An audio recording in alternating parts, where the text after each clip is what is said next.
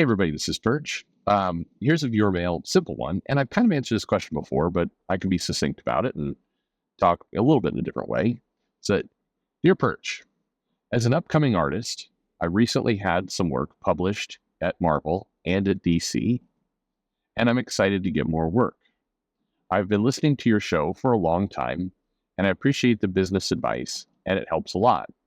By the way, by the way, you comment on how people at Marvel and DC are angry with you, but my experience is the contrary. I've had people at Marvel and DC suggest your show as a smart one to listen to.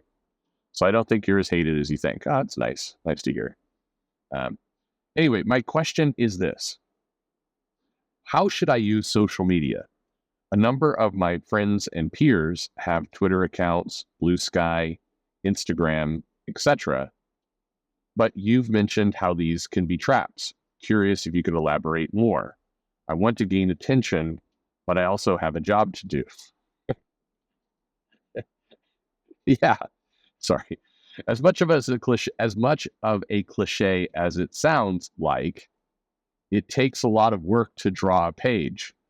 Bluntly, I don't have time to be wasting on social media every day if I want to get paid. Okay. This guy's going to go far.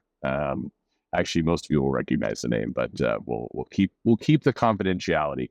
Let me know. Reach back out, by the way, if you can. Or I'll write to you too, and if you're willing to let me use your name, then I think I should, because people crap on quote unquote the mainstream so much. Well, you know, if you're reading comics right now, you've read something this guy's doing. So I think it's reasonable early in the career, but it'll be a good career. I mean, with that kind of work ethic, yes.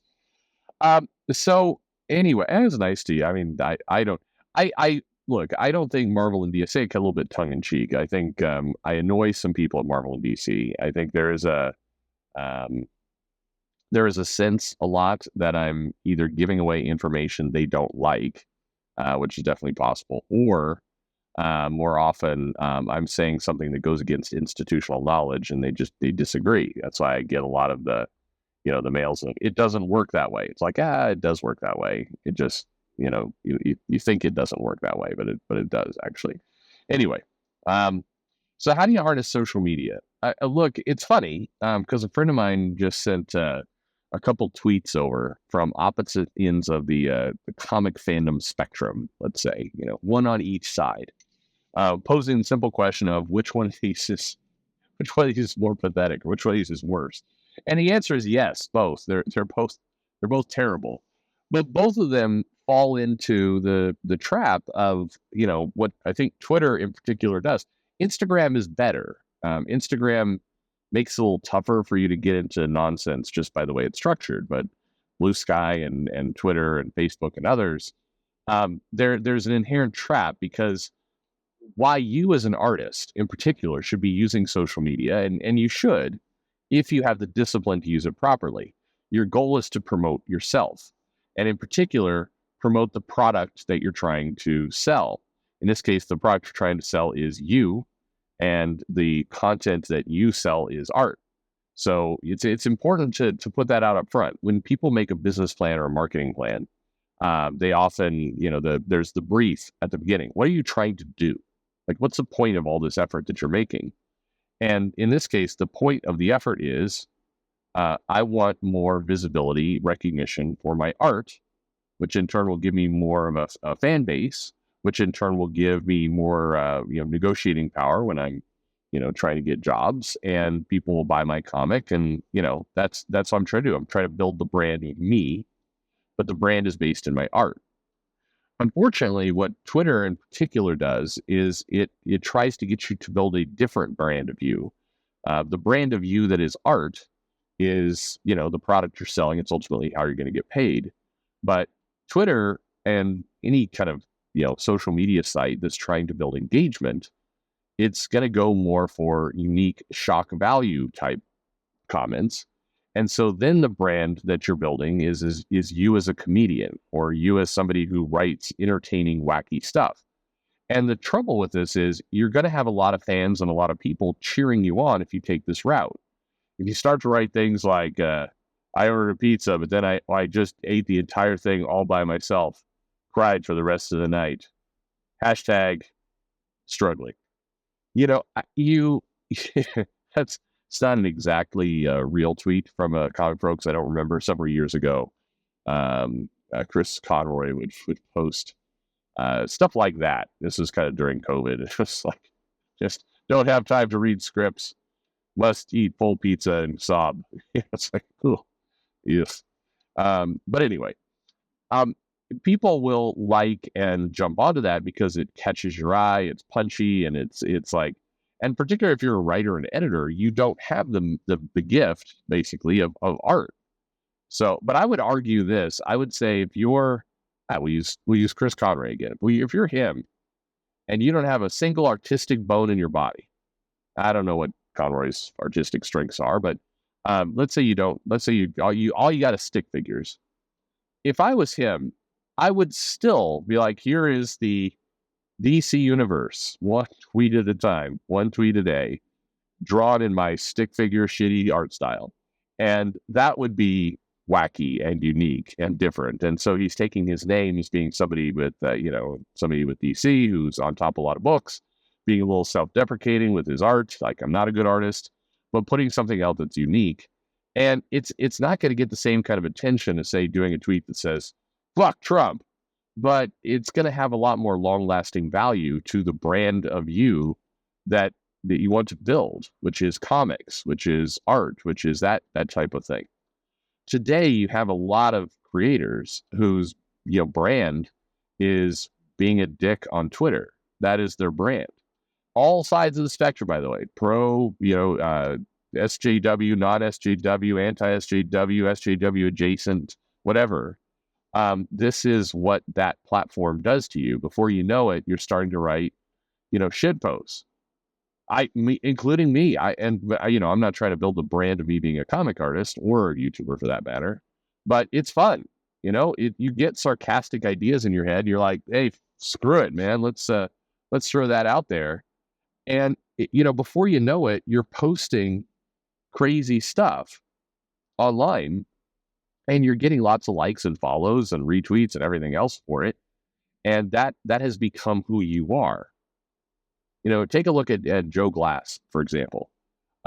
Joe Glass is a aspiring indie comic writer. As I think what he had his omnibus put out by Dark Horse, right? I mean, he's actually, he hasn't had big success, maybe not even medium success, but he's had some success. He's had some things that he could put up on his board that he's done. And he certainly has promoted those things. Not saying he hasn't. But this would be my logic here. Your goal is to put over the brand of you as a writer, and your most proud thing that you've done, or the thing that's had the biggest mainstream success, has been it's the Pride, right? I think it's the Pride was his thing, and it was an omnibus, and it's been roasted. I think that's I remember. I don't know if that's the name of it, but his stuff has been roasted before, and I know Nurkish, I think, had done something back in the day, and people have looked at it and mocked it, and so if you start leaning heavily into that work by posting panels and posting some of your scripts and posting early drawings and everything else on a relentless basis, definitely some people are going to shit on you, for sure. But they were never buying your stuff in the first place. I like Nurkish's roasts. They were funny. But if you're Joe Glass, Nurkish is not your audience. He's not going to give you money. He's not, that's not anyone you need to appeal to. So if he's going to mock you, let him. It doesn't matter. Getting in and trying to have a punching match with him is stupid. On the other hand, you're trying to build up this body of work that you have.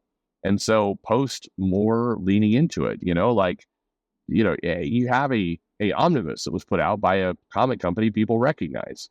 You should be putting that in people's face every fucking day, every day. And I think this happened, a couple of years ago this thing came out. I don't care. 5 years later, I'd still be pimping that shit. And but for what it's worth, look at Bob Layton. It was like constantly posting up drawings and sketches he's doing. In a lot of cases, it's like, hey, here's a page that I did back, 30 years ago, and gets tons of engagement. It doesn't matter whether it's old. That's the brand to him. People like that. It's very clear what it is that they do, and that's going to be helpful. It's not maybe not helpful sometimes for getting work at Marvel and DC, but it's helpful when you table. It's helpful for be basically being perceived as a professional, as somebody who's here for business, getting shit done. But one of the things that Joe does is that he will post things that are kind of very self-deprecating in the gay lifestyle. He's gay. So it'd be like, hey, here's a picture of me naked, with just, here's me, asking for somebody to come over to my apartment and call me daddy. And it's like, it's the challenge with that is, that may be what Joe enjoys in his casual life, but I suspect not. I suspect that he posts that stuff because it does get a lot of attention, because it is so shocking, because it's engagement farming. And he knows that when he posts stuff like that, people are going to retweet it going, look at this dumbass. And they're going to mock him for it. But even through that mocking, he's getting attention. He's getting retweets. He's getting likes. He's getting people coming in to defend him sometimes from the haters and all that kind of stuff. And it can be a fun, very addictive, dopamine-fueled game, but none of that builds his brand. So, what should you do? We can wrap this thing up. Social media is a powerful tool for you, but, you've heard me say this before, make the main thing the main thing. The main thing is your brand as an artist or as a writer or in comics, which means find things to do in comics that you have done and post them. That's what you should do. If you're an artist, I think you have it easy. You can, literally just like sketch some kind of crazy ass doodle and not even make it very detailed and be like, hey, I'm thinking I'm going to draw a hero. Let me, who actually has a really great Twitter account. And he does certainly post stuff that's off his work, but Brett Booth, when he's doing commissions, will post like, here's the early pencils, and here's the more refined pencils, and here's the finished work. And so he gets like 5 tweets out of one thing he's doing. And it typically gets a ton of likes, ton of retweets, ton of attention.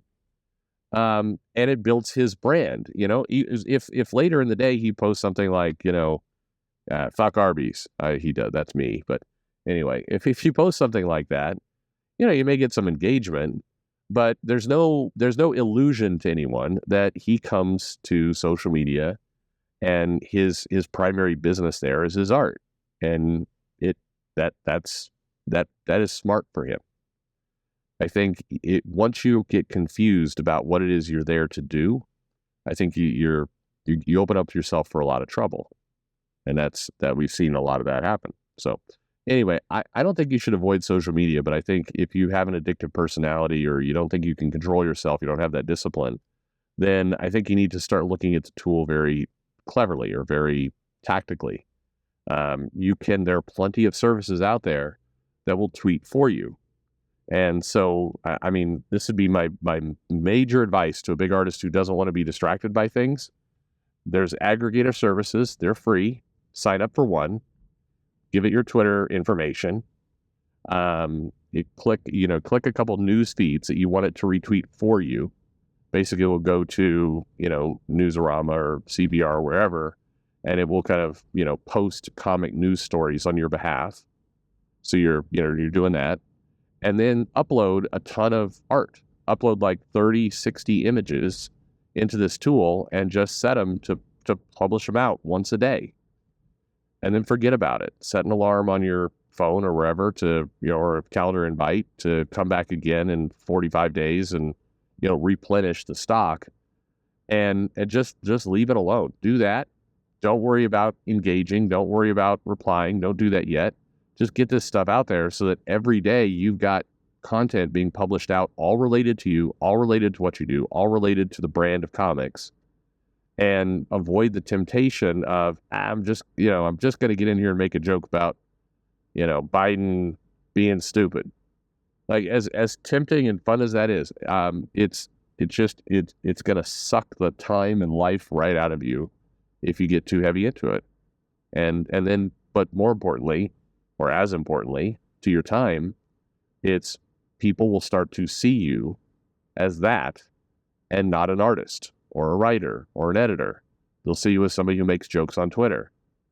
And, unless, like, for example, there's some comic artists who've gone on to be YouTube personalities, and I think that's what they enjoy a hell of a lot more than doing comics. And that's fine too. But then you've made a choice. That's the brand. That's the product you're going to do. It's not comics anymore. It's your, online social media presence. And if that's you, no problem. But, you've made a choice. You've switched careers. It's like going from being a lawyer to a doctor, or maybe more appropriately, a lawyer to somebody who gets kicked in the nuts for entertainment. I don't know. That's what you've decided. So anyway, hope that's helpful. Hang in there, folks. Thanks for listening.